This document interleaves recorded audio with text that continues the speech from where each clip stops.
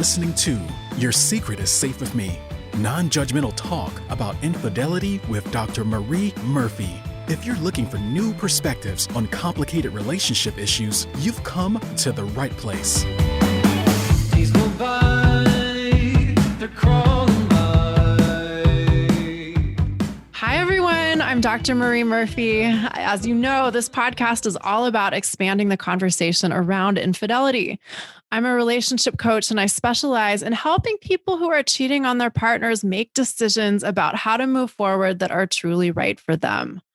On this show, we feature tools and guidance from my coaching practice, as well as advice from other professionals whose work pertains to the sometimes complicated business of human romantic relationships. Today, I have the pleasure of talking with Yael Haklai-Neagu. Yael is a licensed marriage and family therapist and a board-certified hypnotherapist in the state of Florida. She's been helping individuals and couples create the relationships they desire for over a decade. Her areas of expertise include life transitions and adjustment challenges, depression, stress, and anxiety, loss and grief, identity and self-esteem issues, and infidelity. Yael is currently a PhD candidate at Nova Southeastern University and is hard at work on her dissertation about couples' experiences of relocation and the trailing spouse's adjustment process. Yael is a trailing spouse herself, having relocated to the United States 16 years ago due to her husband's job. She's the mother of 2 girls and an orange cat.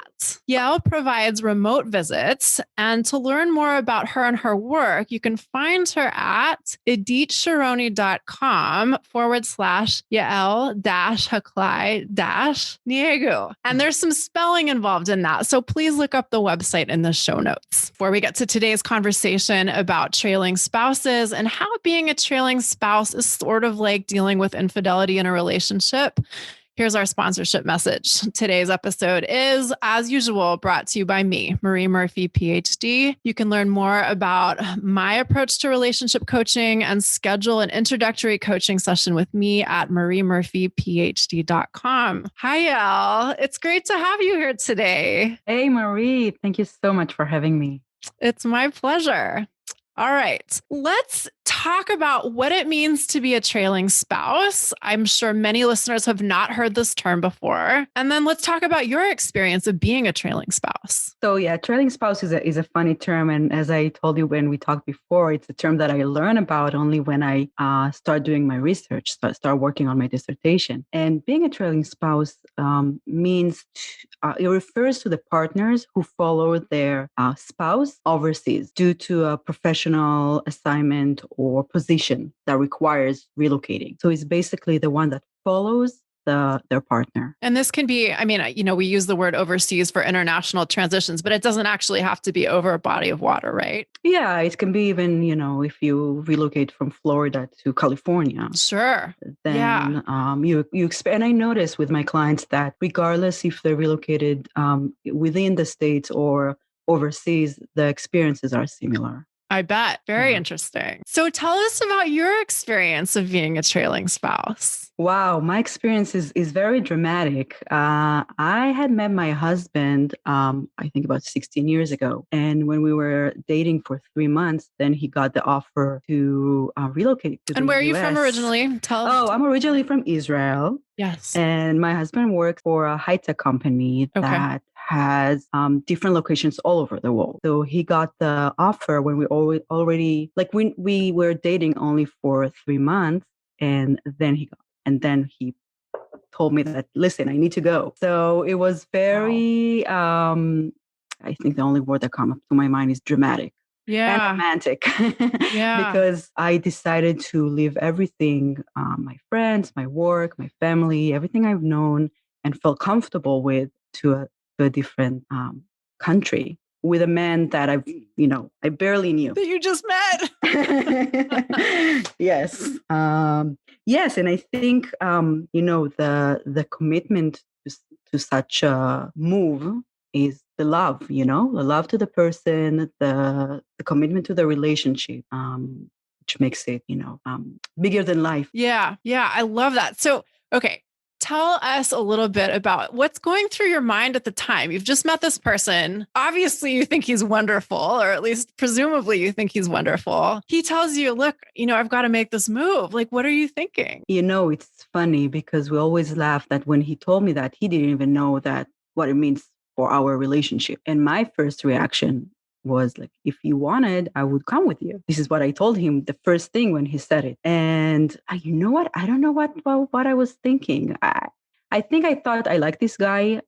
It seems serious. I might found the one, and I don't want to give it up just because he needs to go across the world. That's so cool. Yeah, and I was very young. So I think when you're young and in love, then you are able to make those unrational decisions. It was an adventure. Right. For sure. I think for a lot of us, youth confers certain flexibilities that tend to dissipate Yes. later in life, but not necessarily. But part of what I love about your story is that, you didn't make this into a torturous decision. It was very, like it was an instinct. Like he said it and it was like, boom.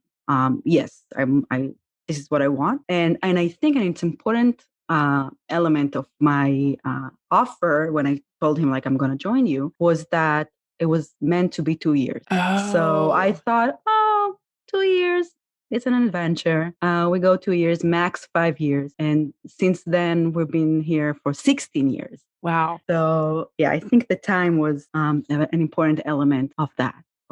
Fascinating. Okay. Yeah. So super interesting. So that will lead into some questions here. But so what happens? Like you move. What was that experience like? So as I told you, our story is very dramatic. We, from the moment we decided to move together, we had a lot of bumps in the roads. I didn't get visa. I couldn't travel with him at first. He had to relocate and I had to stay for 6 months in Israel until I reapplied for student visa. It's a long story. Sure. But when I finally arrived, I started working on my undergrad. So, and I'm very thankful for that because otherwise I wouldn't know what to do with myself. Because once you get here, you're very excited. It calls like the honeymoon phase. You come with your partner, you enjoy the new location. You're like a tourist. But after a couple months, he has a well-tailored career path, and everything is organized for him. His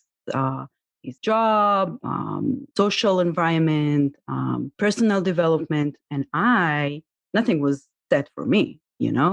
Right.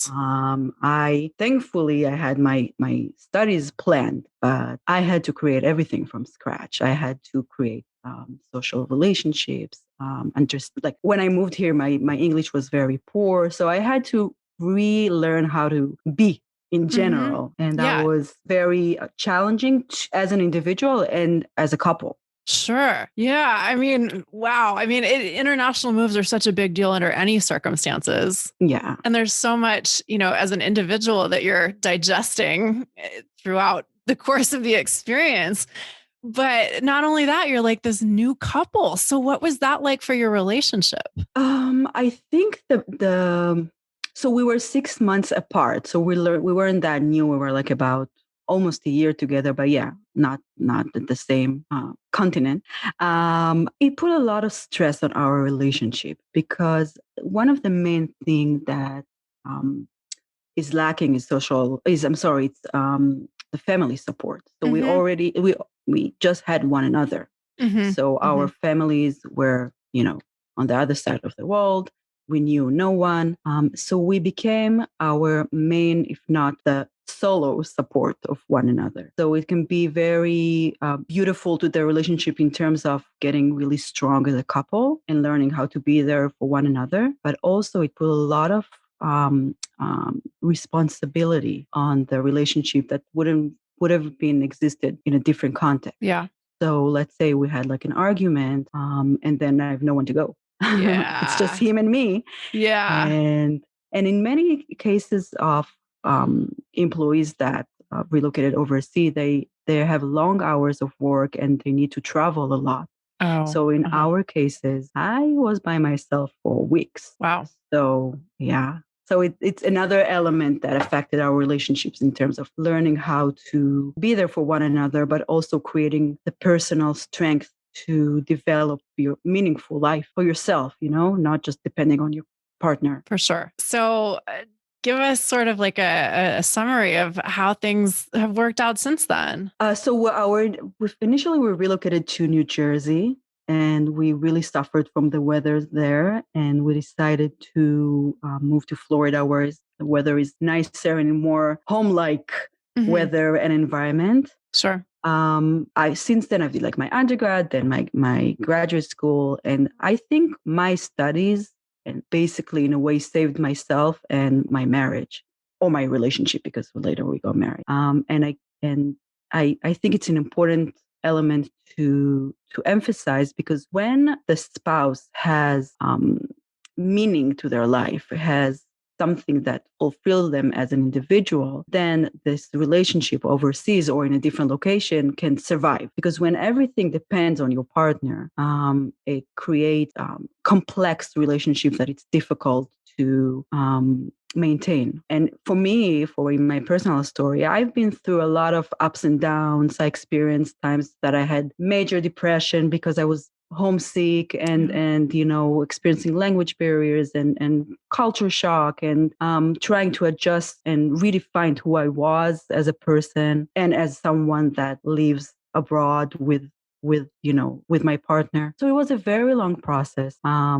But here I am, finding myself researching it and learning about it, because it became my life passion, seeing how couples creating their life after huge transitions. Yeah, totally. That's amazing. So that's such a good segue into talking about the sort of general challenges that you see in couples that have relocated. So let's do two things. Let's talk about the general relationship challenges that you see in couples that have relocated, and also the particular challenges faced by the trailing spouse. Okay, so I think if I need to sum up the challenges in one word, it will be gap. So couples experience gap between their experiences of the adjustment process. As I mentioned earlier, the employee that, let's call it like the transfer employee, has everything set in place, and they have the people they work with, they have opportunities to develop, they have everything ready and waiting for them. And so the adjustment process is easier. They don't need to recreate anything. And usually their English level is better. Their understanding of the social norms is more on point. So many times I see a huge gap between the adjustment, whereas the trailing spouse, nothing is set for him or her. And usually it's women, but like we see recently that it's, it goes men and women. And so the process of relearning your environment and learning the language and creating meaningful life or activities that fulfill you takes time. And as I mentioned, like the couple depends on one another because of the social support. Many times there is sense of loss, because if I said like nothing is set for the trailing spouse, so many times the trailing spouse, and now I'm touching a little bit about your second part of your question about the challenges of the trailing spouse. Many times they need to give up their own career, their own path.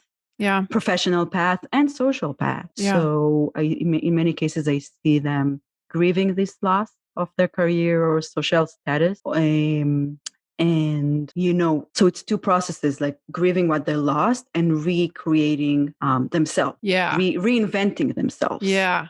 And it can be very exciting, but it can also be intimidating, challenging, and terrifying.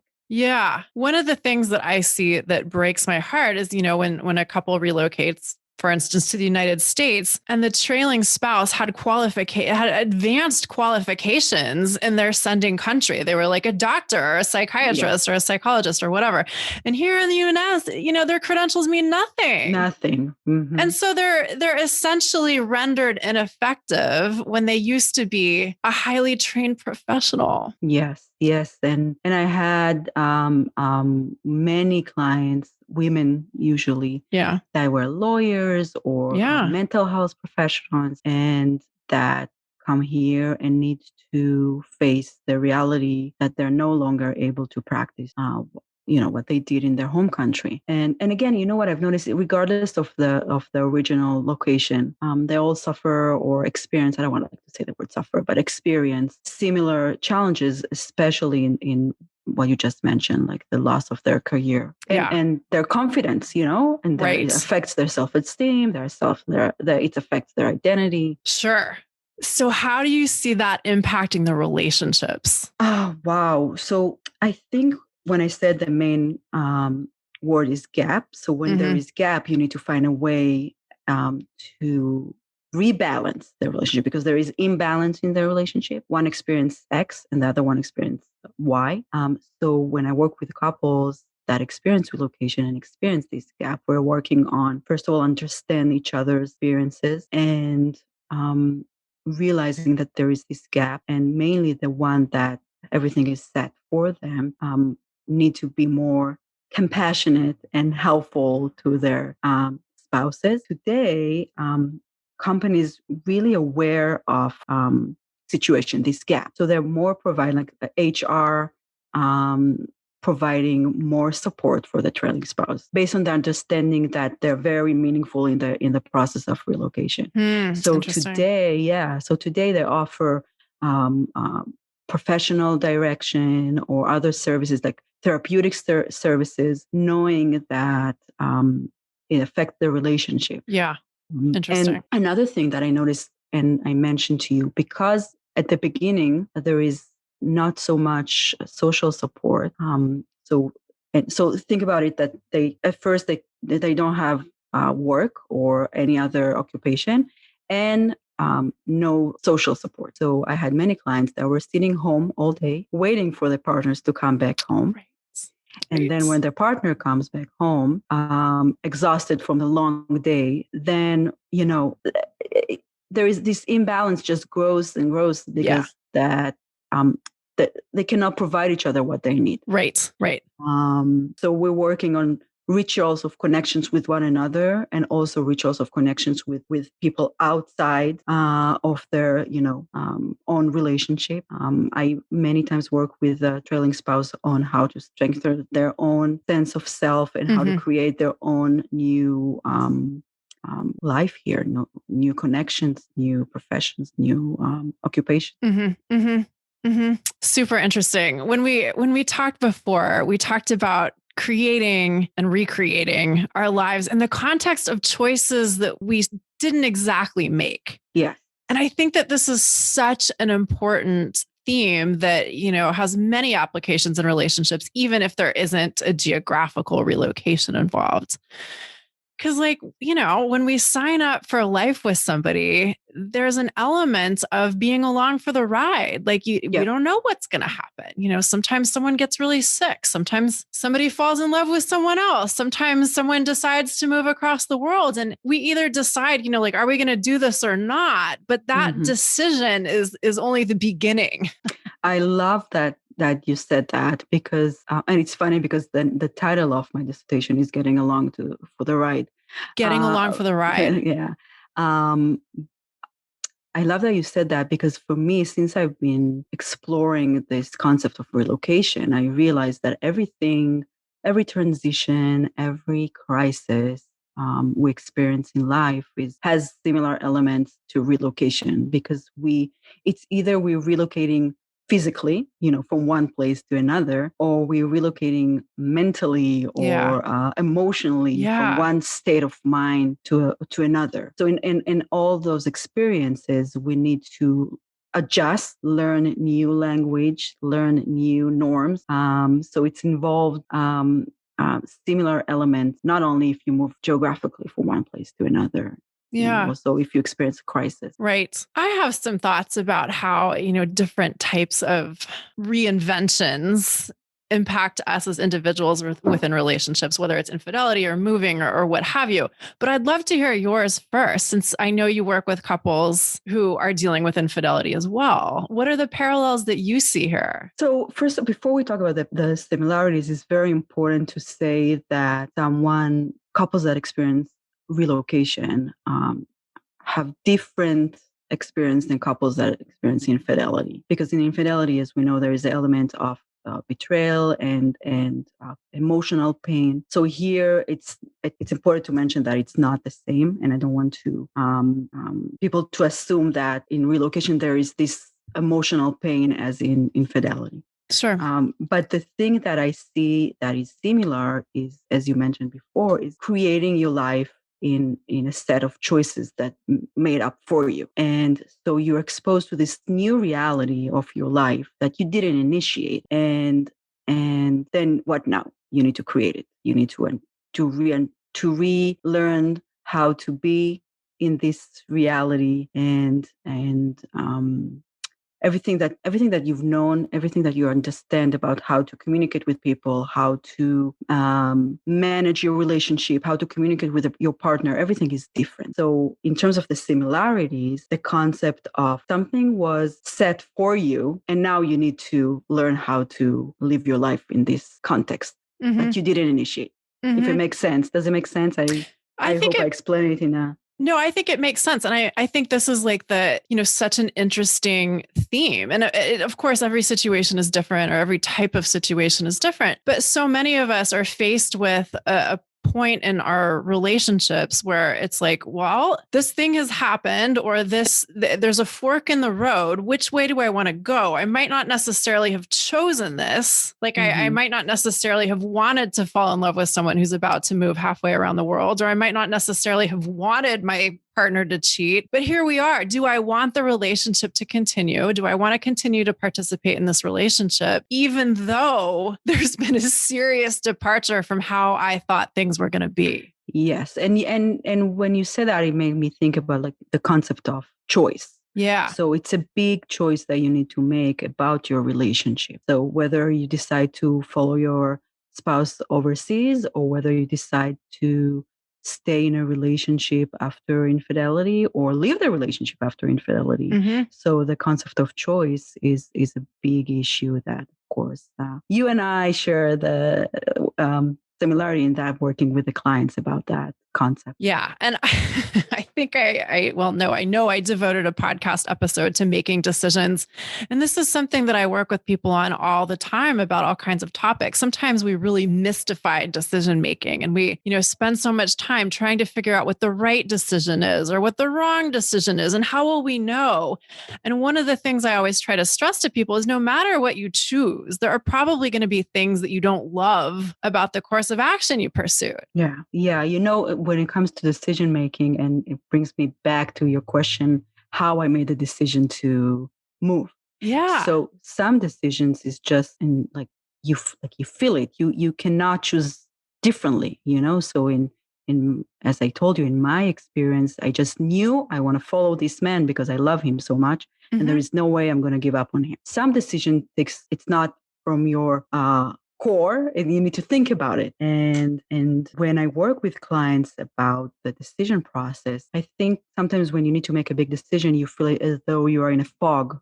Like there is so many elements and you don't know what to choose, and this fog sometimes can consume you. Yeah. So I always try to point out those clarity spots in the fog, because sometimes there are certain things that we know for sure, and so if you focus on those spots of clarity slowly, and you connect those spots of clarity, if it makes sense, slowly, you can see your vision can be more clear about what you want to do. And also, if we're talking about infidelity, in many cases, and I'm sure you know about it, and I'm sure you've seen it with your clients, people tend to think that if you choose to stay with your spouse, then it says something about you. And if you choose to leave, it says something about you. And the reason you stay or the reason to leave says something about you. And what I'm saying is it makes sense. Like if you decide to stay with your partner because you need the sense of security, or you want to give your love another chance, it makes sense. And if not, it makes sense as well. So I'm meeting my clients where they're at. Yeah. Oh, for sure. Yeah. And I love that. I love your point about looking for spots of clarity within the fog of confusion. Because there are some times in life where it's very easy for us to figure out what we want. It's very clear. It feels like it's, coming from our core. It feels like a a non-decision type of decision. But when our thoughts are swirling and we don't know like where our truth is, I agree with you. Beginning to define what we do know we want or don't want, beginning to focus on what is clear for us are really important steps towards making a decision. And, I think another piece of this, in addition to learning how to make decisions, is learning how to get really clear on what's important to us, both within our relationships and in our life as a whole, so that we can better adapt to and what's the word I'm looking for? Reconcile our relationship with the things in life that we aren't that crazy about. So for instance, I might choose to move with my spouse overseas, even if I wasn't crazy about the actual move, because I really wanted to preserve the relationship. And knowing what my reasons are for doing it, even if I'm not like 100% excited about the move itself, helps me keep all of the other things in perspective. Yeah. And I mentioned at the beginning, it's about what the source of your commitment. What are you committed to? Yeah. So if you're committed to save your relationship or to maintain your relationship or to be with the one that you love, this is your commitment. And then the decisions are, once you know this, the core of your commitment, then it's easier to make a decision, if it makes sense. Yeah. And it becomes, I think, easier to manage the aspects of the situation that you're not totally comfortable with. Yeah. All right. So this has been an amazing conversation. I want to make sure we talk a little bit about hypnotherapy since we introduced you as a hypnotherapist. I know everyone's going to be curious. Tell us a little bit about what hypnotherapy is and how you use it in your work with clients. So hypnotherapy is a wonderful tool to help clients to experience their symptoms in a different way. So if we're talking about the aftermath of infidelity, many times the hurt partners experience, we call it traumatic symptoms that include intrusive thoughts or anxiety or panic attacks or anger bursts. And then many times I offer to do hypnotherapy because it allows, like if you think about it, when we have like a regular talk therapy or when we have just a regular conversation, we're so distracted. There is so many things that can distract us. And many times our own thoughts, like we're thinking about what our answer will be, or we're thinking, well, we cannot do what the therapist suggests, or we're thinking things that we need to do later, or how uncomfortable I feel in this conversation, and so on and so forth. And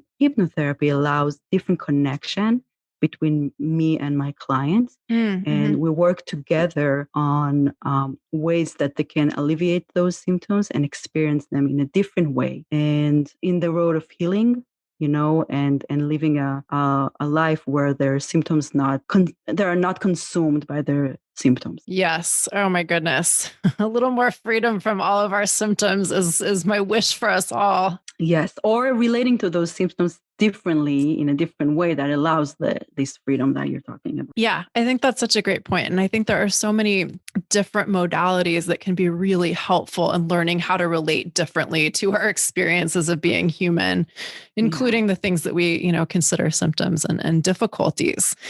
Say a little bit more about the particular strengths of hypnotherapy or the particular qualities of the experience of hypnotherapy that are helpful, that people find beneficial. Yeah. I'm trying to think how to explain it so it's very similar to being in a deep meditation. So then where you're in this state of, we can call it deep meditation or trance. Yeah. Those barriers that I was talking about, the thought that why I cannot do, or the thought of like what needs to be done differently, or sometimes even resistant, those barriers are less present. And, some people want to call it that I have access to the subconscious. And then I'm talking a lot about the connection between mind and body and understanding body logic. So then the connection between mind and body is more clear, if it makes sense. And my connection between my client and I is is formed in a way that I almost become one with my client. So it's not something that and it's very important point to say, because people know about, like when people hear hypnosis, they think about those shows that they see on TV. Yeah. So I'm not here to entertain anyone. It's not entertainment. Yeah. I'm not doing something to my client. It's together with them. We're working on creating different quality to their experience. So many times I will talk with my clients during the hypnotherapy. So I'll ask them, what are you noticing? The thing that helps is the state of trance that allow those barriers to be less interfering in the communication. Does it make sense? Did this answer your question? Yeah, absolutely. So I mean, I guess I've experienced hypnotherapy, but never practiced it. And it sounds to me like what you're suggesting is it's a state of heightened possibility and reduced constraint. Yeah. Oh, I like that. As one that experienced it, like what I'm saying right now, you can sum it up in like one sentence. Yeah. Yeah. I think, and I also like the comparison to a deep meditative state. And I don't know if you're familiar with Dr. Joe Dispenza's work, which I find interesting and helpful in some ways. It's kind of like a way to lessen your grip on being yourself, or maybe not a way to do that, but an opportunity to step back a little bit and lessen your grip on all of your habitual patterns, which are, some of which are helpful, of course, but some of which don't really help us live the lives we want to live. Yeah. And I want to add, like you said, like to lose the grip of yourself. So I want to add to lose the grip of your critical self, because we all have this critical side, like why I'm doing it like this, I can't do it, oh, you're bad, like the judgment voice. Yeah. The judgmental voice in our head. So we reduce that. It's lower the volume of the judgmental voice. Yeah. Yeah, absolutely. I love that. Getting rid of, or maybe not getting rid of, but changing our relationship with the non-helpful voices. Yeah, definitely. Yes. Wonderful. Well, Yael, thanks so much for joining me today. Can you remind everyone who's listening where to find you? So you can go to Idit Charani. You know what? I need myself to say it. So it's Idit Charani /Yael Haklai-Neagu. And you can learn about me, or you can schedule a 15 minutes consultation so we can talk. Terrific. Well, thanks again. And to everyone who's listening, thanks for joining us. If you enjoyed what you've heard today, we hope you'll rate and review the show on iTunes. See you next time, and bye for now. Thanks for listening to Your Secret is Safe with Me with Dr. Marie Murphy. Make sure to click subscribe to get updates on our latest episodes.